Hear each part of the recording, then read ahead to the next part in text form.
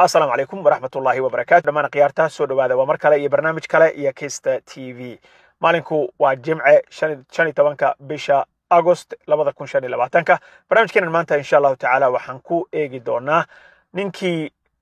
darawalka ahaa ee dilka u geystay wiilka Soomaaliga ah oo truck driver-ka ahaa oo ay gacanta ku soo dhigeen booliiska magaalada Wichita ee state-ka Kansas.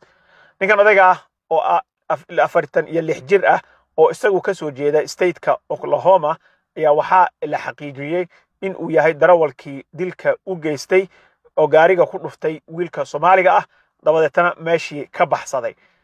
Booliiska Wichita Kansas ayaa ninkan gacanta ku haya waxaana uu ku xiran yahay jeelka waxaana ay sheegeen in aysan wax band ah oo lacaga oo laga dhigi karo oo ninkan lagu soo deyn karo in aysan jirin at all. So ninkan odayga ah ayaa waxa ay ku charge gareeyeen hadeer dacwadda ay u haystaan ay tahay mid geeri inuu sababay aan ula kac ahayn oo unintentional ah hase yeeshee darajada labaad ee dilka ah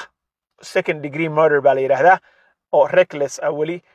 baa lagu charge gareeyay oo darajada labaad dil ah. darajada koowaad dilka marka lagu charge gareeyo dalka Mareykanka waxa waaye waa dil aad ku tala gashay soo diyaarisay xilli aad ka shaqeynaysay kaas waxa la dhahaa first degree murder waa darajo aad ka soo shaqeysay. tanna waxa waaye mid si accident ah u dhacay inkasta oo si carelessnimo ah lagu daray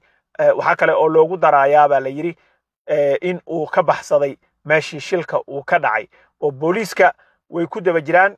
cabaar waxay raadinayeen fiidiyoyada raadinayeen waxay soo daawadeen si ay u xaqiijiyaan qofka uu ahaa waxay soo daawadeen fiidiyoyadii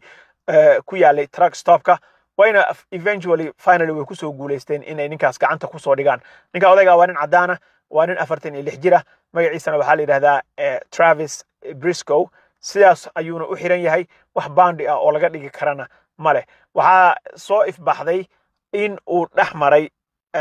Abdulmudallib Maxamed iyo Travis Briscoe ninkan iyo ninka Soomaaliga ah in uu dhaxmaray wada hadal oo afka hadal ah dagaal afka hadal ah altercation baa la yiraahdaa gacan ka hadal ma gaarin laakiin afka in ay iska maageen oo ay markii hore muran uu dhaxmaray ayaa la xaqiijinayaa hadeer marka hore arrinkaas lama bahayninba laakiin hadda waxa cadaatay in ay ninkan iyo darawalka iyo ninka wax dilayba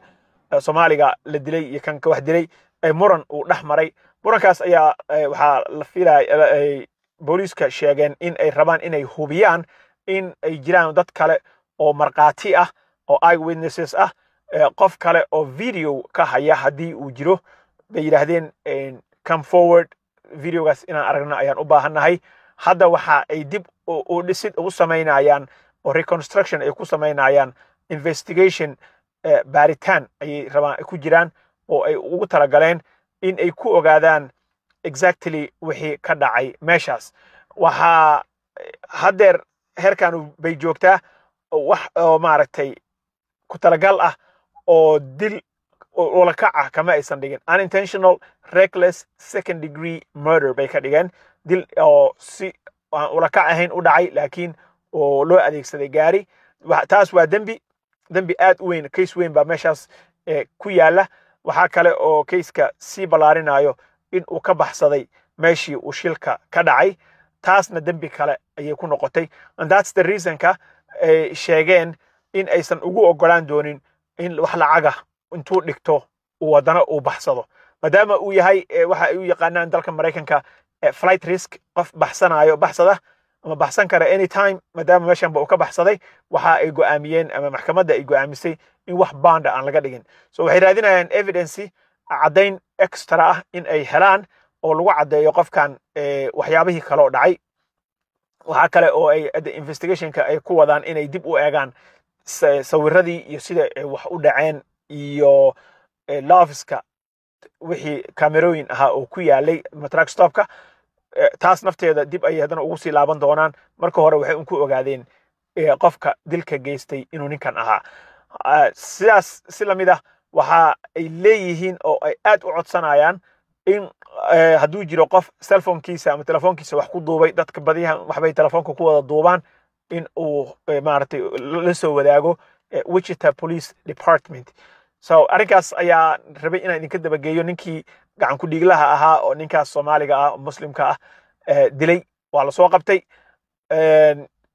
wixii ka soo baxa iyo wixii ka soo kordho iyo ninkan waxa ay ku charge gareeyaan iyo meesha la iskala dhaco iyo maxkamadaha meesha isla gaaraan intaba ilgooniya ayaan ku hayni doonaa familkii ninka uu ka tagay samir iimaan Allah ka siiyo dambiilihii waa la hayaa isagana maxkamadiisa ayuu